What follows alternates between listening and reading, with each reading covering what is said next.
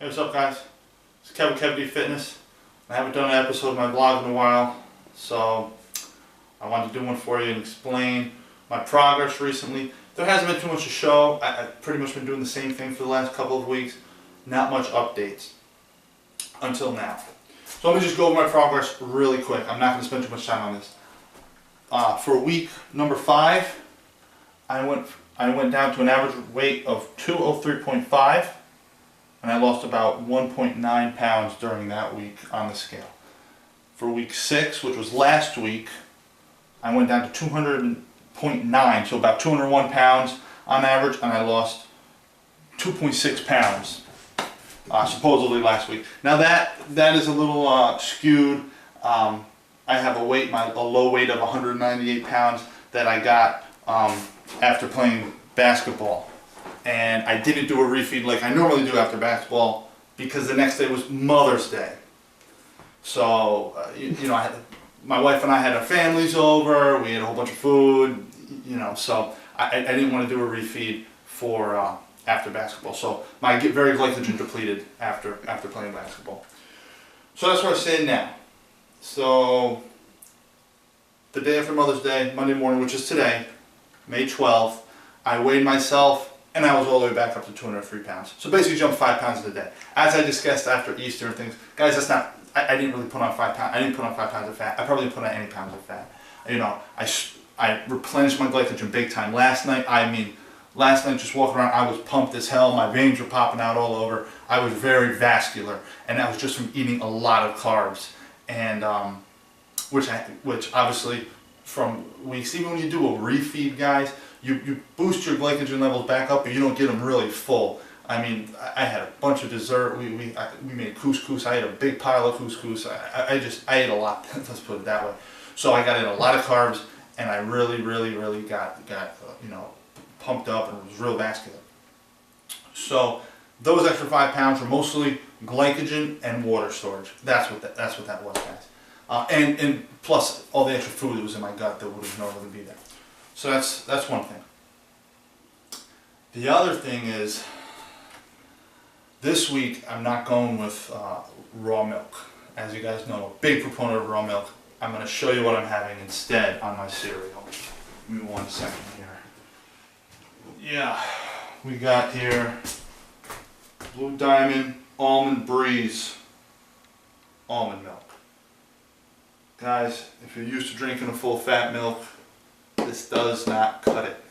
But it has much fewer calories. As you can see here, there's only 60 total calories in a cup.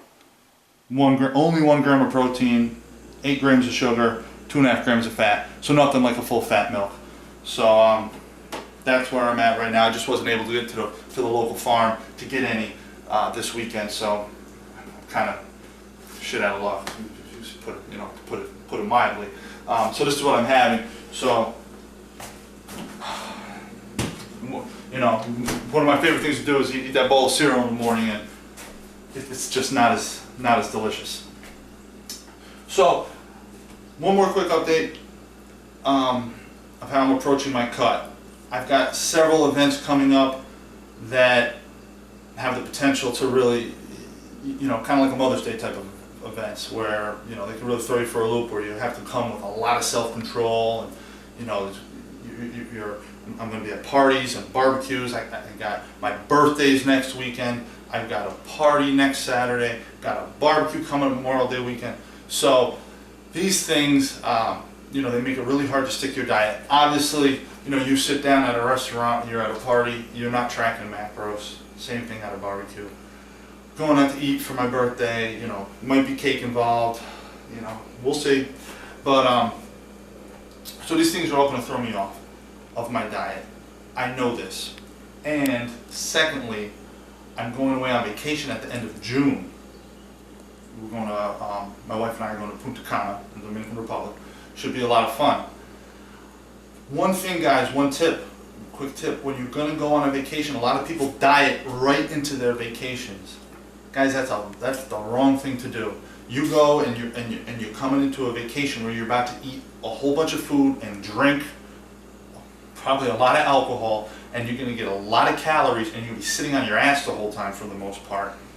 you know, if you're going into that situation at extremely low calories, guys, don't forget your metabolism adjusts down. I know, you know, there's tons of evidence of this. I've experienced it. My clients have experienced it. Lots of people, coaches that you're going to find on the internet will tell you that their clients, you know, as you pull down calories, your metabolism adjusts. It's just a survival mechanism thing from way back in the day, guys. And you know, some people say that, oh, you know, that's not the case. That's not the case. I call bull on that because I've seen it with my own eyes. So you don't want to go into something like a vacation. If you're going away for a week or something and you know you're going to be eating a lot of food and getting a lot of extra calories and not doing your usual activity, you don't want to go into that on a very reduced calories, you know, or weeks and weeks or even months of a reduced calories, because your metabolism is going to be down, it's going to be lowered. And then when you're going to eat a lot, you know, you're going to be eating in a surplus, your surplus is going to end up being even greater. So, you know, you go on a vacation, you get a huge surplus and you store a lot of extra body fat. So my goal really for my vacation at the end of June is I really want to reverse diet into my vacation. And reverse diet, guys, really quick, I'll explain this in more details. You just slowly taper up your carbs, whereas when you're cutting, you start tapering down your carbs, you slowly start tapering up your carbs. Still in the calorie deficit, but you're adding in 100 to 200 calories a week, and to slowly get your calories up and get your metabolism back up in a slow, controlled manner, instead of jumping right into an extra 500, 600, 700 calories.